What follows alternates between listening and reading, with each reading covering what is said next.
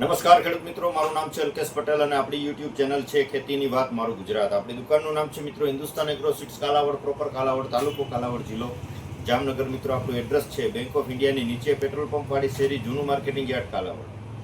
તારીખ થઈ છે આજે મિત્રો 2/8/2026 રવિવારનો દિવસ છે. તો આજરોજ જોવા જઈએ તો એકંદરે છૂટા છવાયા જે ઝાપટા પડી રહ્યા છે ઘણા બધા વિસ્તારોની અંદર.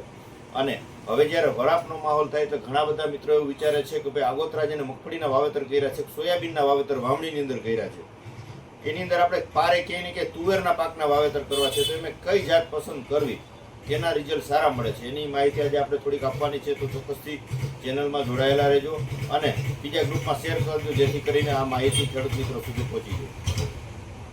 તો તુવેરના પાકનું વાવેતર કરવું છે તો એકંદરે ઓછું ખર્ચાળ અને સારું ઉત્પાદન આપતું જે છે એ એક પાક છે, એટલે ખેડૂત મિત્રો માટે ખૂબ જ લાભદાયી છે. અને સરકારશ્રીએ ટેકાના ભાવ પણ સારા મંજૂર કરી દીધા છે, તો જેના થકી તુવેરનું વાવેતર કરવું ખૂબ જ ખેડૂત મિત્રો માટે હિતાવહ છે. તો ખાસ કરીને આજે આપણે ચર્ચા કરશું કે તુવેરની કઈ વેરાયટીનું વાવેતર કરવું તો સારા પરિણામ મળે. તો એની અંદર આપણે ભલામણ કરીએ તો કે ભાઈ જે છે અત્યારે પ્રચલિત વેરાયટી, સોશિયલ મીડિયામાં ઘણા બધા મિત્રો જાહેરાત આપે છે, ગયા વર્ષે રિઝલ્ટ પણ સારા મળ્યા છે, એવી વેરાયટી તો છે ચાઇના કિંગ. જે ચાઇના કિંગની પણ આપણે ભલામણ કરીએ છીએ, આ વેરાયટી સારી છે. ત્યાર પછી આવે છે કે માલામાલ. જે માલામાલની પણ આપણે ઘણા બધા મિત્રો વિડીયોના માધ્યમથી માહિતી મેળવતા હોય છે ભાઈ માલામાલ વેરાયટી કેવી થાય. તો આ પણ જે છે 4 થી 5 દાણાવાળી સિંગ થશે, ઝીણો દાણો થશે, એકદમ ફૂટવાળી વેરાયટી છે અને ઉત્પાદન ક્ષમતા સારી છે, ખીલમણવાળી જાત આવે છે, એટલે રોગ પ્રતિકારક શક્તિ પણ આની અંદર ખૂબ સારી છે. તો માલામાલ તમે કરી શકો છો. ત્યાર પછી જે છે એ વેનોક્સનું આવે છે ઇઝરાયલ 9473 નંબરની વેરાયટી, બરાબર છે. આ પણ જે છે એ થોડીક મોટા દાણાવાળી વેરાયટી આવે છે. આના રિઝલ્ટ પણ ગયા વર્ષે સારા મળ્યા હતા, તો આ વેરાયટી કરી શકો છો. ત્યાર પછી આવે છે હરિયાળી ગ્રીન. હરિયાળી ગ્રીન ગયા વર્ષે આપણે આનો વિડીયો પણ બનાવ્યો હતો અને ખેડૂત મિત્રોને 28 મણ વીઘે 16 ગુઠાના વીઘામાં ઉત્પાદન આનું મળ્યું હતું, પારે વાવેતર કર્યું હતું, બરાબર છે, મગફળીના. તો આ વેરાયટી પણ ખૂબ સારી છે, ઝીણો દાણો છે અને આનું જે ઉત્પાદન ક્ષમતા ખૂબ સારી છે. ત્યાર પછી આવે છે કે સોના. આ દાણો સાઈઝ મોટી સાઈઝની અંદર આવશે. દાણાની અંદર 5 થી 6 દાણા, લાંબી સિંગવાળો દાણો આવશે. આપણે એકી સાથે પાકતી છે. પાકવાના દિવસોની જો વાત કરીએ તો 160-70 દિવસે પાકતી જાત છે, બરાબર છે. તો ત્યાર પછી આપણે વાત કરશું તો કે ભાઈ હરિયાણાનું આવે છે રેટિયો.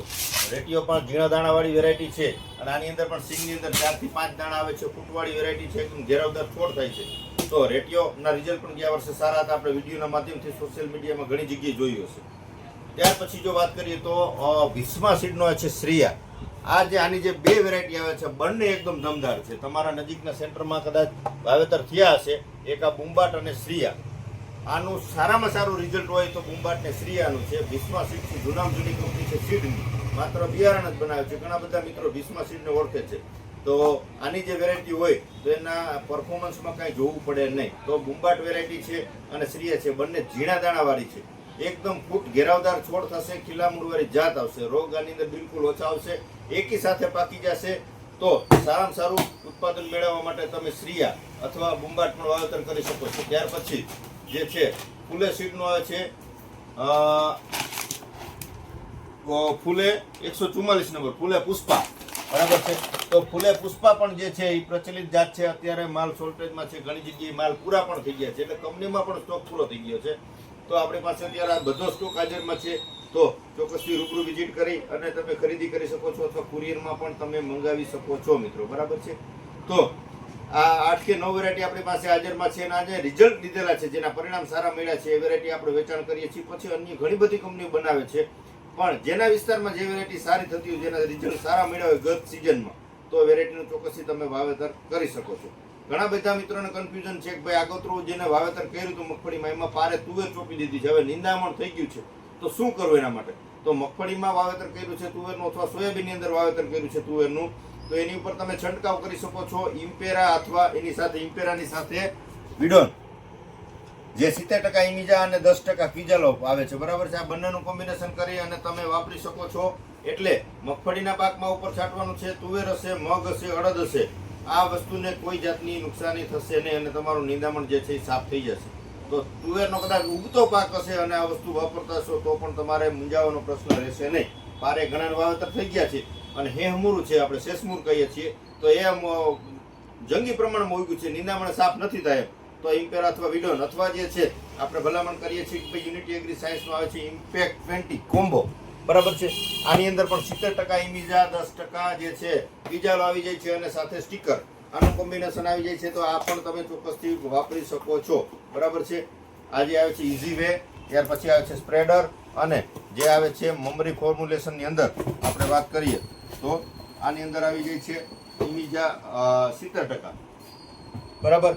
તો 20 પંપનો ડોઝ કરી શકો છો. આ 100 ગ્રામનું પેકેટ છે. 20 પંપ 20 લીટર પાણી લઈ અને પહેલા ઓગાળી નાખવાનું છે. ત્યાર પછી એની અંદર તમારે ઇઝી વે નાખી દેવાનું છે. ત્રીજા નંબરમાં સ્ટીકર નાખી અને જો તમે દ્રાવણ કરી અને 20 પંપનો છંટકાવ કરશો તો તમને મગફળી છે, સોયાબીન છે કે મગ છે, અડદ છે, આ પ્રકારના પાકમાં સારામાં સારું પરિણામ તમને મળશે. તુવેરનો પાક પારે ચોપેલો કરેલ છે, વાવેતર કરેલું છે, અથવા તમે કદાચ લાગડ તુવેરનું વાવેતર કરેલું છે અને છંટકાવ કરવો છે તો આ દવા જે છે એ બિંદાસ તમે છંટકાવ કરી શકો છો.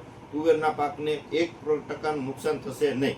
તો આ તુવેરના પાકની અત્યારે જેને વાવેતર કરવા છે એની સંપૂર્ણ માહિતી હતી. આ બધી પ્રોડક્ટ તમારા નજીકના સેન્ટરમાં મળી રહેશે. ન મળે તો મારી રૂબરૂ મુલાકાત કરી શકો છો અથવા કુરિયરમાં મંગાવી શકો છો. કુરિયરનો 1 રૂપિયાનો ચાર્જ લેતા નથી. તમારા તાલુકા સુધી ફ્રી ડિલિવરીમાં આપણે માલ પહોંચાડીએ છીએ. સારી ગુણવત્તા, સારી ક્વોલિટીનો માલ ખેડૂત મિત્રો સુધી પહોંચે આવા હેતુથી કાયમી આપણે વિડીયો બનાવીએ છીએ. એટલે આપણી ચેનલ સાથે કાયમી જોડાયેલા રહેજો મિત્રો. અન્ય કોઈ પણ માહિતીની જરૂર પડે 9245 42 050 મારો મોબાઈલ નંબર છે.